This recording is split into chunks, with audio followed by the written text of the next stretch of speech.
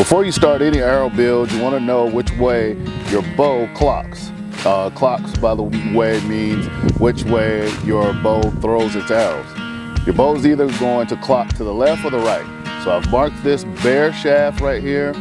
I'm going to shoot it, and whichever way this mark is, whether it's to the left or the right, that'll tell me which way my bow throws these arrows.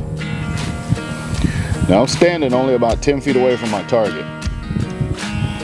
You don't have to stand at long distances to do this. Like I said, a short distance, 10 feet away, one rotation. Just gonna drop back, bare shaft, shoot it into the target.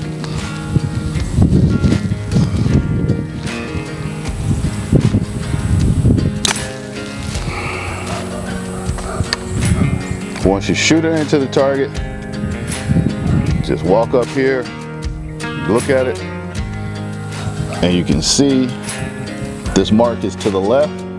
That's which way my bow throws the arrows, and that is the way that I'm going to start building my arrows fletched with a left helical.